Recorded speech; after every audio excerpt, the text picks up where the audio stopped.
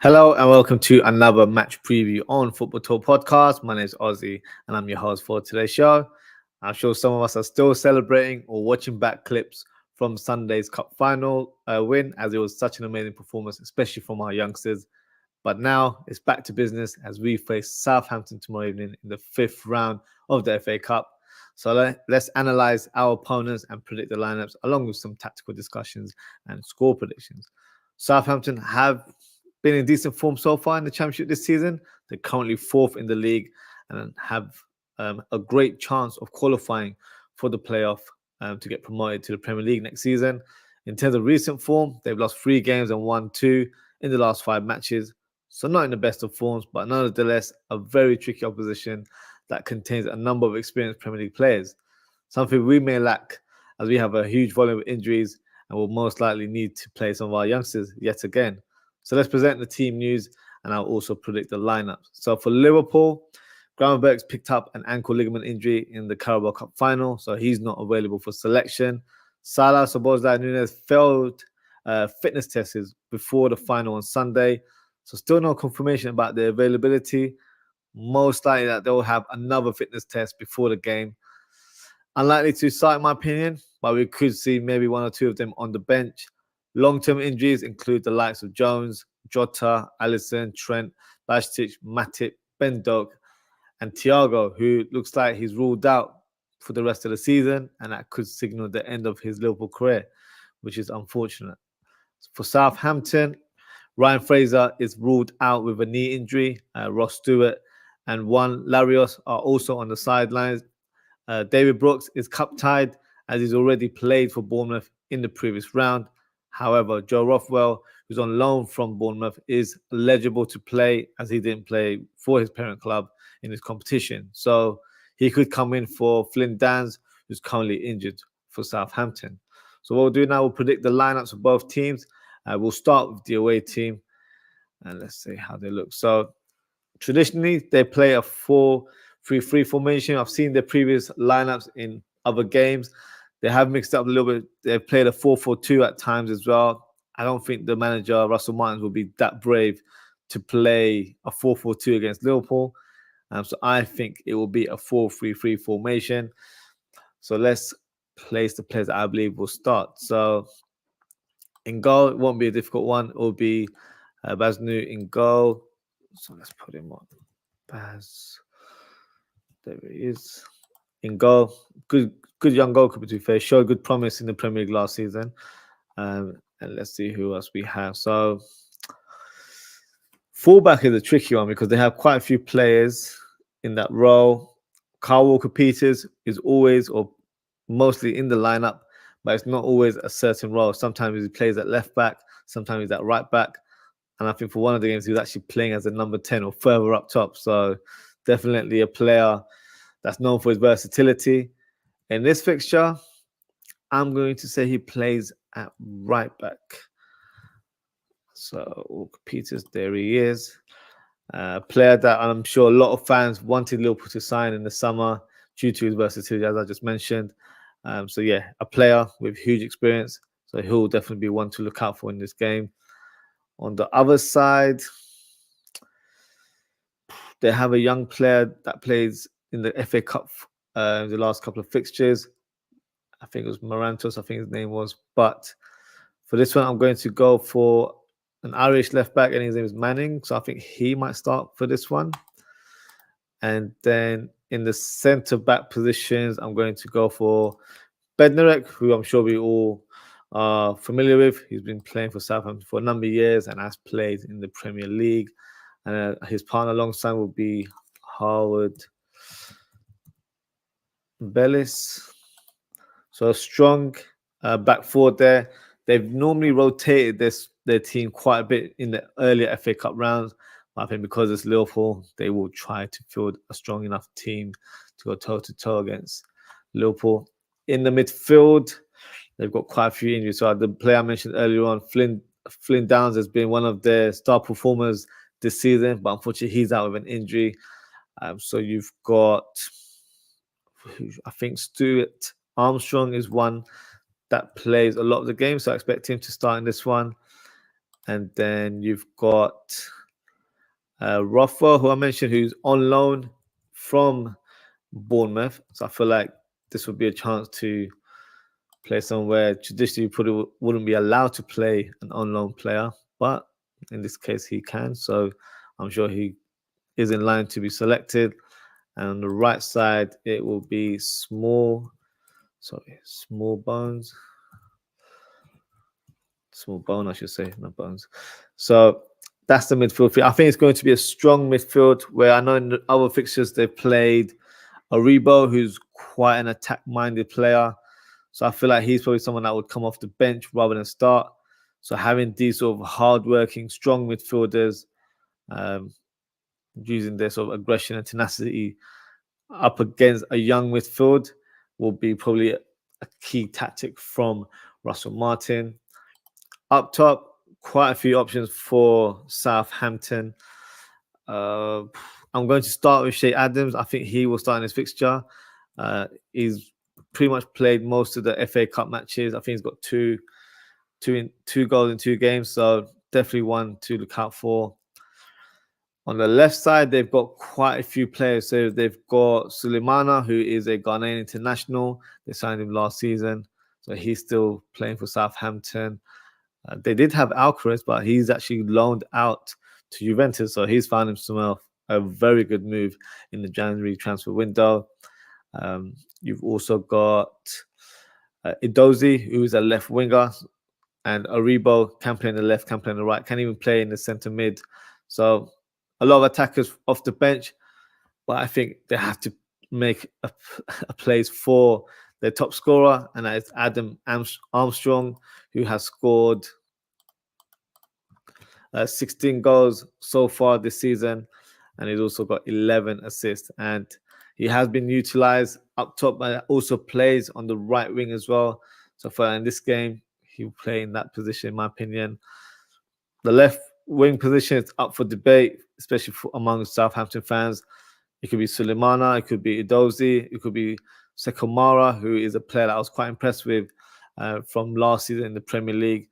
I actually believe he will start in this game. He scored a couple of goals quite recently against Watford in the replay. So I think he will start in this fixture. So a player that's traditionally a striker that can play as a wide forward. So I expect him to come a bit more infield and trying to find goal scoring chances. I expect Armstrong to be a bit more up top into the high pressing and Rafa dropping down a little bit. But then you've also got someone like Carl Walker-Peters who might even come in. They do play that sort of inverted role at times, so you'll end up being a back three. And you've got Armstrong here, you've got Morburn here, and then you've got Carl Walker-Peters. So it could even be a 3-4-3 at times just to get the best use out of Carl Walker-Peters. But I think in this game, they'll probably try and play a bit more safe, if I'm being honest. This is not the type of position where, I don't know, despite, the injuries that we have, I think there'll still be a selection of experienced players from the Liverpool team in the lineup. It just won't be all kids, in my opinion, which obviously we'll discuss very shortly. So this is my predicted lineup for Southampton. Drop a comment. Let me know what you guys think. So yeah, this is my lineup. So let's discuss Liverpool. So we'll move this graphic here and we'll start with the lineup. So I'm sure this will bring a lot of debate amongst us Liverpool fans in terms of who starts in this game. In goal, it's either Kelleher or Adrian. I'm not ready to play Adrian anytime soon. So for me, it's Kelleher who starts in goal. Whose confidence is probably sky high right now after that cup final. So rightly so, should be selected in this game, in my opinion. And then the back four is an interesting one. I would actually go with Tsimikas at left back. I think Robertson should probably get a rest. Don't want to burn him out so soon coming from injury. Tsimikas is the player I actually wanted to start last week against Luton. But he wasn't involved, and then he actually came off the bench in the cup final. I thought he had a good cameo when he came on, so it clearly means that he's fit now to play games. So why not bring him in this game where he starts from the beginning? gets a bit more match fitness, and he'll be raring to go going forward. So I think Tsimikas will start. I think this would be a great game for him to get some match fitness as well. Now, in terms of the right back position, I know some will say Joe Gomez can play in that role.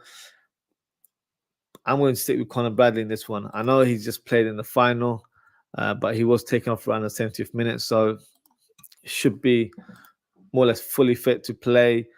He's a young kid, so I'm sure he's got engine to play as many games as possible, and I feel like he'll have a good game in this one as well. Definitely utilize his pace, and using his attacking instinct to go down that byline and trying to make things happen. So I'll play Conor Bradley at right back.